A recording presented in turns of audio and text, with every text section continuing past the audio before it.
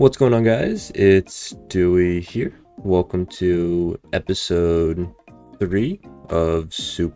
I did quite a few things off camera, not that much, but noticeable. For starters, I moved this steam latex collecting area down from up there to here. Turns out you don't need a tree, you just need a single log, which just simplifies things down. It also sort of like negates the purpose of the rubber peninsula, which is fine. It's just some extra land I can decorate later, maybe.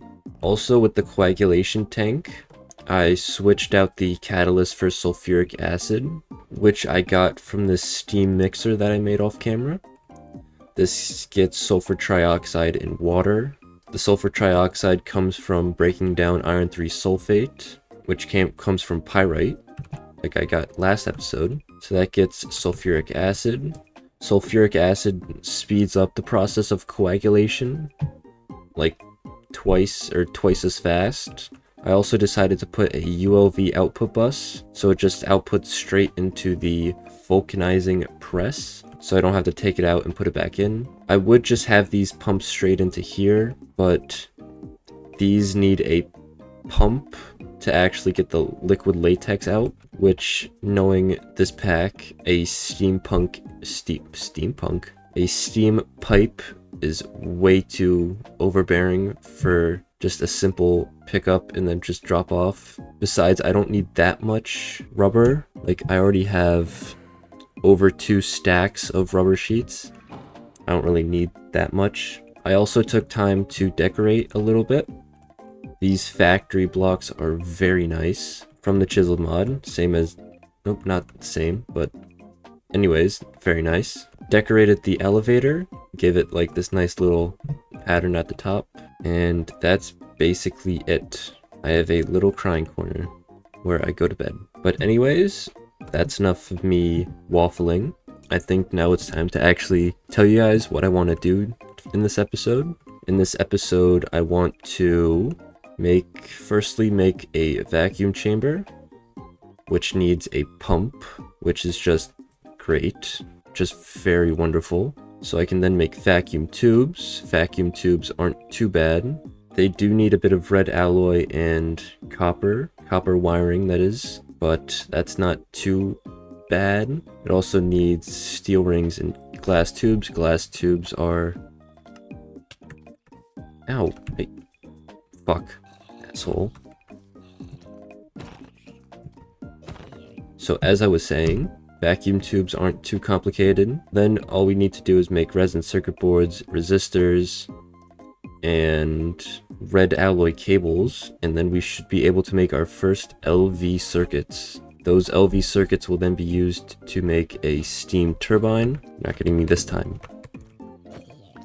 And with this first batch of LV circuits, I want to make a steam turbine for power, obviously, as well as make a battery buffer for this steam turbine, as well as then use this power to make a wire mill, polarizer, and bender. Quick explanation: wire mill makes cheaper wires, very useful. Polarizer just doesn't make me need to use those funny methods of magnetizing iron or steel. And a bender, just to make a 1-to-1 ratio of ingots to plates, instead of this 3-to-2 ratio I have now, which is annoying.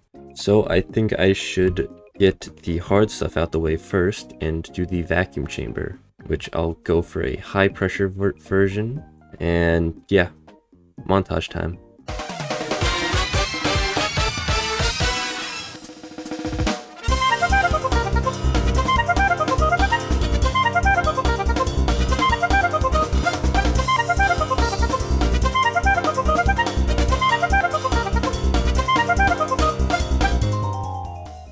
There we go. High pressure steam vacuum chamber. Let's just put it right here for right now, so it gets some steam. Very nice. This ate up bronze like a motherfucker, but I have it now, so I really can't complain. Cha-ching! Now we just have to make the vacuum tubes in question. Glass dust combined with a ball mold in a alloy smelter makes glass tubes. While that's cooking, I'll make the tube components, which just a bit of steam, red alloy. I'm pretty sure I have a bit of, yep.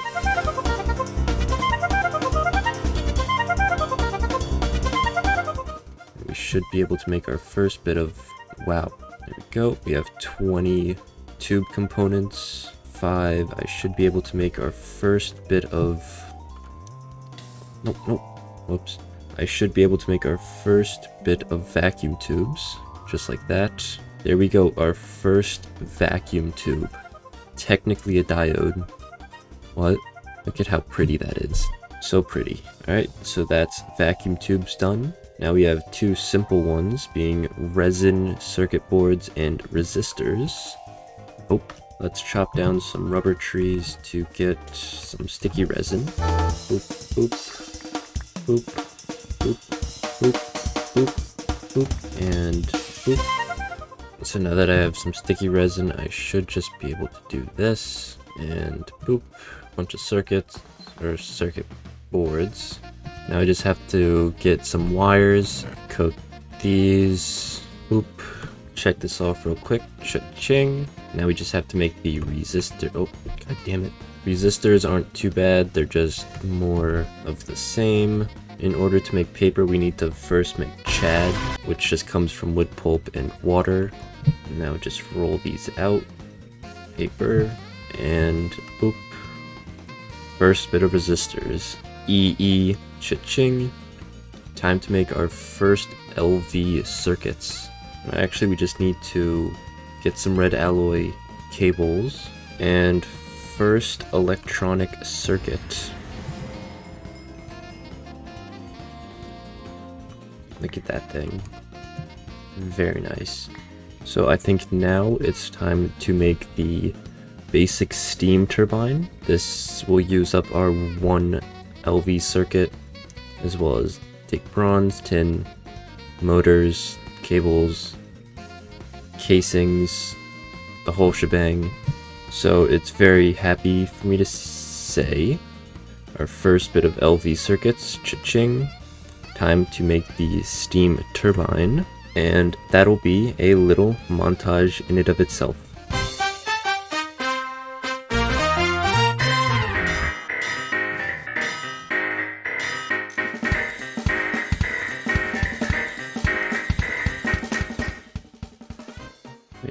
There we go.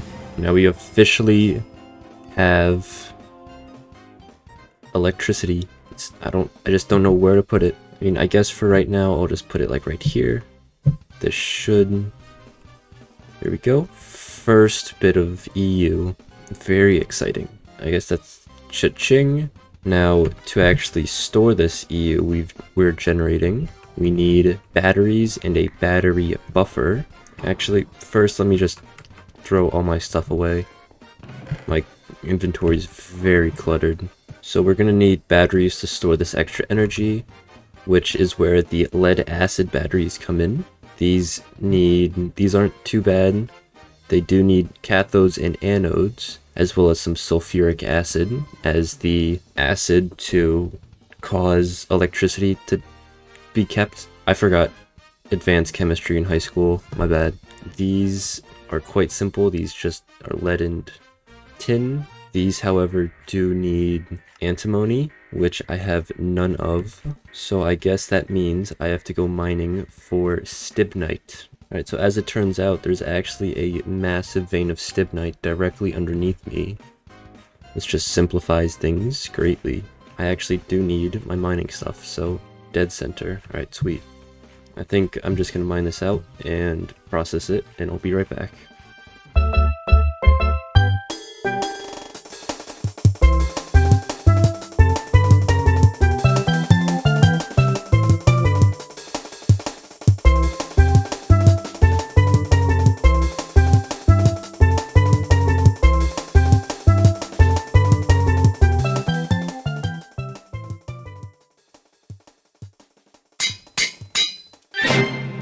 There we go, there's our first battery. First of many. I'm gonna make a few more of these. I made 4.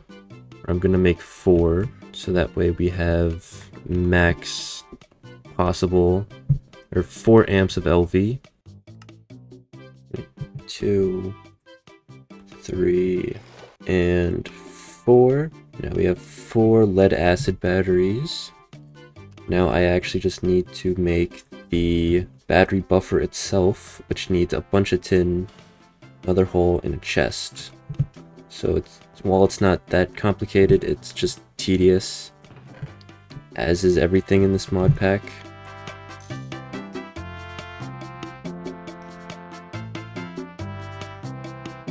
Boom. Low voltage 4x battery buffer. Plug this into here. Put the batteries in, and more power. Although it is a bit close to here, so I might as well... Actually should be fine. Alright. Cha-ching. Now we just have to make the actual machines for today, which is going to require a lot more circuits. We'll start with the polarizer since that's the most simple. We also need that and a bender, so we need 4 circuits. So I'm going to have all of these machines in one big montage. It's probably going to be a pain in the ass for me to edit, but I really don't care. Including the replay mod, it's probably going to be like, just going to be a pain in the ass, but montage time.